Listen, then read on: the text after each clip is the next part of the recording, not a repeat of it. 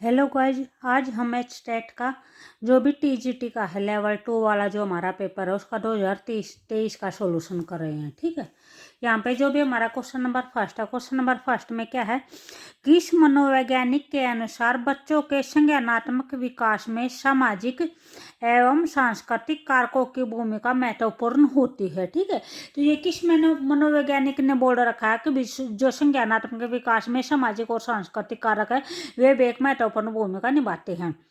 First option है वाइगोट्स्की है, second है पियाजे है, थर्ड है ब्रूनर है और फोर्थ है हल है। तो ये बात किसने बोल रखी है भी, ये बात मैं वाइगोट्स्की के अकॉर्डिंग है। ठीक है, उसके बाद सेकंड है दृष्टिबाधित विद्यार्थियों के लिए कौन सी शिक्षण सहायक सामग्री उपयोगी नहीं है। ठीक है, फर्स्ट है ब्रेल सामग्री, सेकंड है बोलती किताबें, थर्ड है फिल्म स्ट्रिप्स, फोर्थ है उभरे हुए मानचित्र। तो यहाँ पे किसके लिए बोल रखा है कि जो भी दृष्टिबाधित बच्चों के लिए है उनके लिए कौन सी सामग्री है जो ठीक नहीं है, कौन सी है जो उपयोगी नहीं है। तो यहाँ पे हमारा आंसर कौन सा हो जाएगा, ऑप्शन नंबर सी हो जाएगा, फिल्म स्ट्रिप्स। जो बच्चे भी देख नहीं सकते तो वे फिल्म को कैसे देख सकते हैं। ठीक है, तो यहाँ पे हमारा कौन सा हो जाएगा, सी ऑप्शन हो जाएगा। उसके बाद थर्ड है वह शिक्षा जो करके सीखने को बढ़ावा देती है और सीखने के लिए विद्यार्थी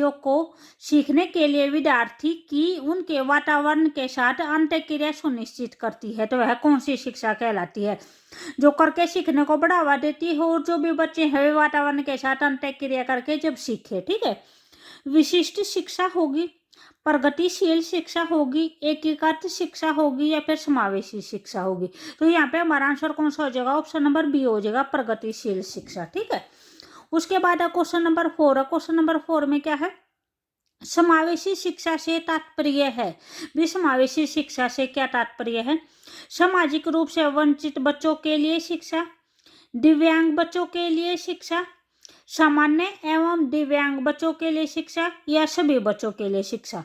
भी जो भी समावेशी शिक्षा होती है, समावेशी शिक्षा के अंदर सभी बच्चे आते हैं, चाहे वे सामाजिक रूप से वंचित बच्चे हो, चाहे दिव्यांग हो, चाहे नॉर्मल बच्चे हो। ठीक है, तो समझिए, तो यहाँ पे हमारा आंसर कौन सा हो जाएगा, ऑप्शन नंबर 4 हो जाएगा। ठीक है, उसके बाद है क्वेश्चन नंबर 5। क्वेश्चन नंबर 5 में सामाजिक अधिगम के संदर्भ में कौन सी शिक्षण अधिगम रणनीति विद्यार्थियों के लिए सर्वाधिक उपयोगी है, सर्वाधिक उपयोगी पूछ रखी है। ठीक है, जो सामाजिक अधिगम के संदर्भ में कौन सी है जो बेस्ट है।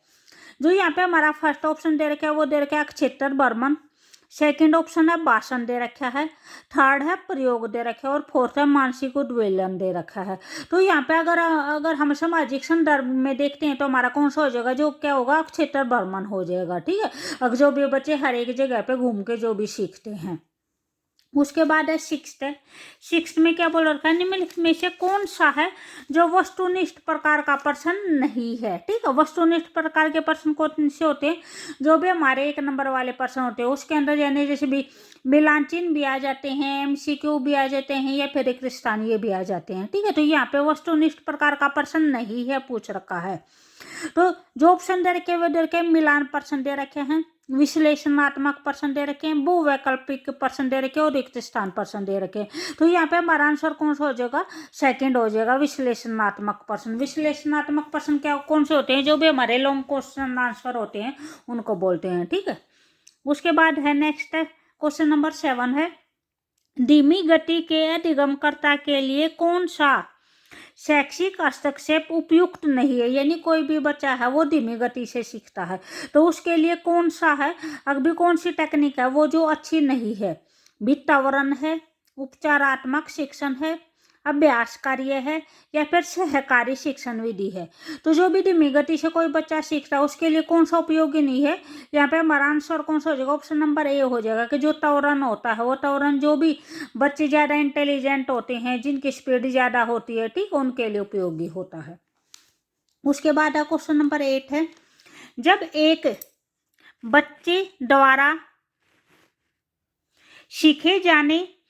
एक बच्चे द्वारा सीखा जाने वाला पाठ लंबा और अधिक कठिन हो तथा उसमें समझ की जरूरत भी अधिक हो तो सीखने की कौन सी विधि है जो उसके अंदर उपयुक्त होगी, ये पूछ रखी है। ठीक है, तो यहाँ पे जो भी फर्स्ट ऑप्शन दे रखे है विराम विधि, सेकंड है पूर्ण विधि, थर्ड वो ऑप्शन दे रखा है अविराम विधि, और फोर्थ है प्रासंगिक विधि। तो यहाँ पे क्या बोल रखा है, यानी कोई भी लेसन है वो बहुत लंबा है और कठिन है, ठीक है, उसको समझने में भी ज़्यादा टाइम लगता है, तो उसके लिए कौन सी विधि उपयुक्त होगी। तो यहाँ पे हमारा आंसर कौन सा हो जाएगा, ऑप्शन नंबर ए हो जाएगा विराम विधि। यानी अगर वो कंप्लीट पाठ को यानी नहीं समझ पा रहा तो उसको बीच में रेस्ट देके दोबारा फिर समझा सकते हैं, ठीक है।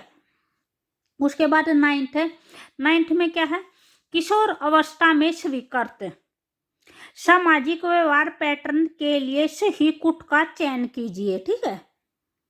ये बोल रखा है कि जो किशोर अवस्था में है अगर भी सामाजिक व्यवहार बनाना होता है तो उसमें कौन सा है जो ठीक रहेगा।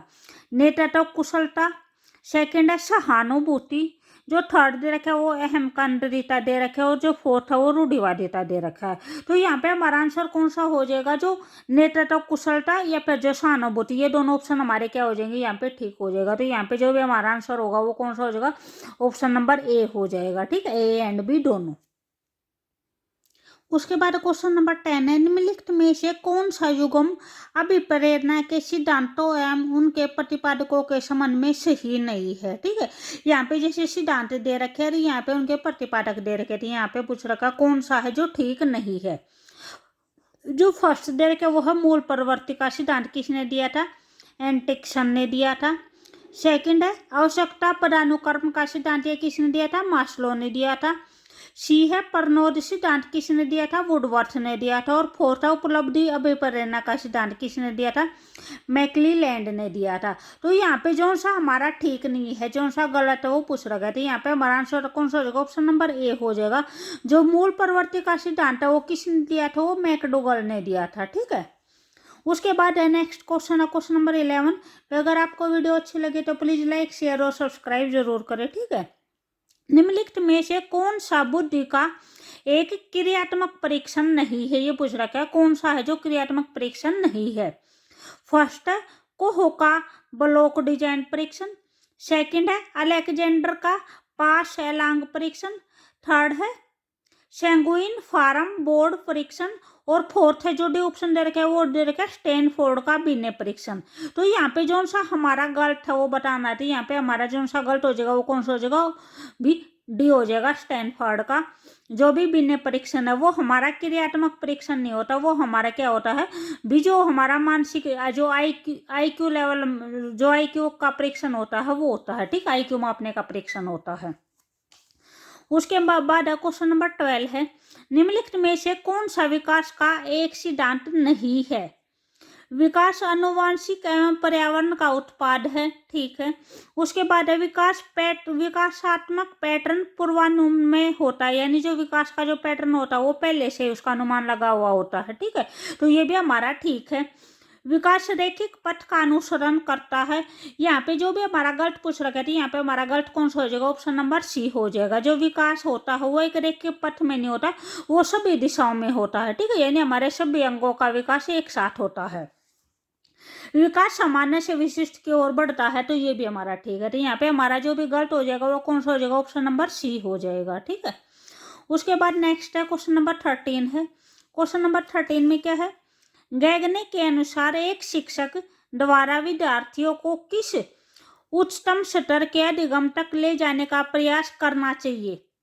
भी फर्स्ट है संपर्काधिगम, सेकंड है समस्या समाधान अधिगम, थर्ड है नियमाधिगम, और फोर्थ है विभेदन अधिगम। तो यहाँ पे हमारा आंसर कौन सा हो जाएगा, ऑप्शन नंबर बी हो जाएगा, समस्या समाधान अधिगम, ठीक है। उसके बाद नेक्स्ट क्वेश्चन है क्वेश्चन नंबर 14 है, अधिगम को प्रभावित करने वाले निम्नलिखित कारकों को सही कुट कौन सा है, कि यानी जो भी अधिगम को प्रभावित करते हैं वे कौन कौन से कारक हैं।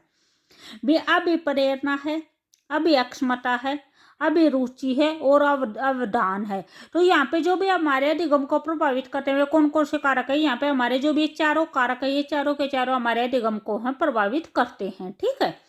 उसके बाद नेक्स्ट क्वेश्चन है क्वेश्चन नंबर 15 है, निम्नलिखित में से कौन सा किशोरावस्था में सामाजिक विकास की एक सामान्य विशेषता नहीं है।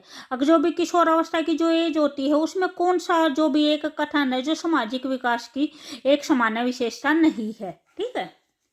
तो यहाँ पे जो भी हमारा आंसर दे रखा है वो क्या दे रखा है, फर्स्ट ऑप्शन दे रखा है माता पिता के साथ सामंजस्यपूर्ण संबंध, सेकंड दे रखा है नया सा, थर्ड ऑप्शन दे रखा है पहचान की खोज करना, और फोर्थ है वीर पूजा। तो जो भी बच्चे किशोरावस्था में बच्चों का मोस्टली ये होता है उनका जो भी अपने माता पिता के साथ जो एडजस्टमेंट है वो सही नहीं होता है। ठीक है, तो यहाँ पे हमारा आंसर कौन सा हो जाएगा, ए हो जाएगा। वे अपना जो भी नया ग्रुप है भी, यानी समाज के अंदर नया ग्रुप भी बनाने की कोशिश करते हैं, अपनी पहचान यानी अपनी पहचान भी बनाते हैं। ठीक है, और वीर पूजा का मतलब यानी वे किसी को अपना रोल मॉडल भी बना के चलते हैं। जो भी नेक्स्ट क्वेश्चन होंगे वे हम अपनी नेक्स्ट वाली वीडियो में करेंगे। ठीक है, ओके बाय।